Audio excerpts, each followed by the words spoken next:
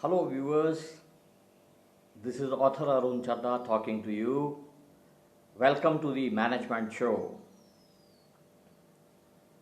How do people make a trailblazing success? This is what we need to understand. I call it essentials for trailblazers. First is the planned and systemic approach. Planning, I have already told you, we have to identify, we have to compile data, we have to make comparisons, and then we need to execute, shaping it up. We need to budget, we need to create control measures for the development to take its place. Systemic approach is again creating a logbook, recording it, keeping a track of what all we have achieved in a day, what the team has or how it has performed. The second point is understanding of circumstances. We need to evaluate what are our physical resources, what are our financial resources, what are our manpower resources, what are our capital resources, what kind of market we have in our perceptions, what exactly we wish to achieve, and what are the political conditions, what are the market conditions, what are the infrastructure conditions, what kind of phase the economy is passing through, what is the size of my project, what I wish to conceive. These are some of the important factors which is going to help me plan and design where I am treading and where I have to go. Compatible action planning. Then after that, that big plan has to be bifurcated into small plans, and for every small plan we need to have a planning or an action decision has to be taken. Okay, now it has 8 stages, then 8 groups have to perform. Even if a big machinery or technology has to be installed that involves 4 machineries, this is the group who is going to take care of foundations. This is the group that is going to install the basic infrastructure. This is the group that is going to install the basic machinery. This is the communication or physical conveyor system that has to be built. Design engineers are involved, logistics experts are involved, purchase vendor developers are involved. There is a lot of involvement. Financial experts are involved. So we need to understand that what would be most compatible for us. Compatible is also something that relates to the demography where our project is located. The demographic conditions we need to understand, whether we are matching those markets, whether we are matching the needs of the people there, whether we have got adequate manpower that will be able to sustain the unit. Then is time management, hope and faith.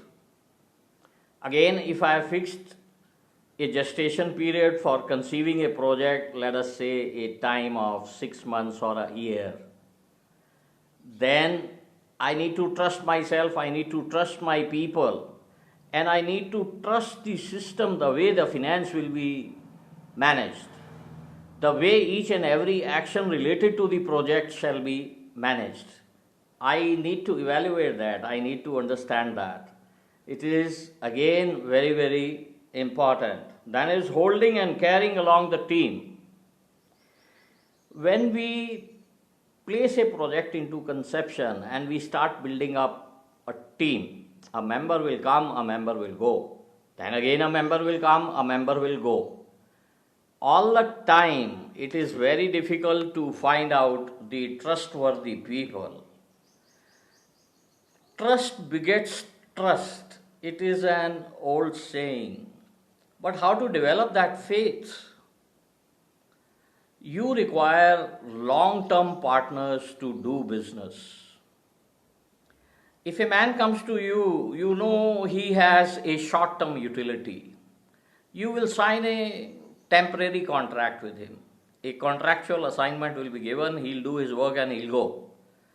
But then the commercial arena is such, the business world is such, that you need to have long time partners, friends, people you can have bestow upon your faith, people you can trust and they can trust you.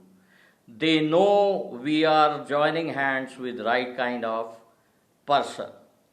This is also another very, very important area. For a trailblazing success, the team has to be of trailblazers. The people, those who think in the same terms.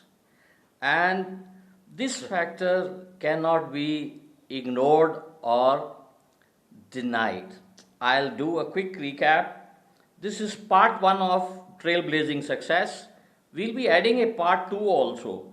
Planned and systemic approach. Again, we need to plan and we need to format the forms and formats, the reporting system, the data compilation system, whatever is there in informatics or the information system, and how we are analyzing and evaluating it on day-to-day basis, how many meetings I am holding with my people to actually dissect the day-to-day problems, then understanding of circumstances, where we are located, what kind of resources are available there, how far we are from the market, what are the additional expenditures. Many a times what happens is an industrialist may like to conceive a project in an area where the government is giving some subsidies and special facilities.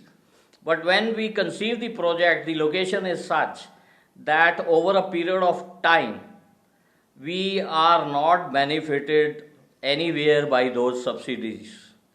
So those free zone facilities, it is only a lurement only. Over a period of time, if 5, 7, 8, 10, 12, 20% of a project is being reimbursed to the unit, the same is consumed, and the economists in the government are quite well aware of it. Still, the scope of 1 or 2% is there, but then a businessman who is putting in his hard-earned capital or even the money that has been inherited from ancestors, he has to have that wisdom, that knowledge, how he is going to develop and succeed from a particular point in the world. Compatible action planning is which matches our project, which matches our thinking, which matches our philosophy of operations. Philosophy is related to the policy making, whether it is purchase policy, it is marketing policy, it is sales policy, it is administrative policy, it is quality policy, quality assurance, whatever it is, it should be compatible to the needs of the organization or how we are perceiving the project. Then is the time management, hope and faith. The project has to be monitored on day-to-day basis. Eventualities can happen, contingencies can come into our way, but then we have to perceive them in advance. We need to have alternate action plans so that our work is not suspended. Holding and carrying along the team, and in the hours of crisis, it is the leadership, it is the top management of the organization, it is the senior managers of the organization that holds the manpower, ties them with a hope, and shows them that how collectively we can succeed. That is all for the day. I hope you must have enjoyed this session. We will do or evaluate some more essentials for trailblazers in the part 2 session. Thank you for now. Have a nice day.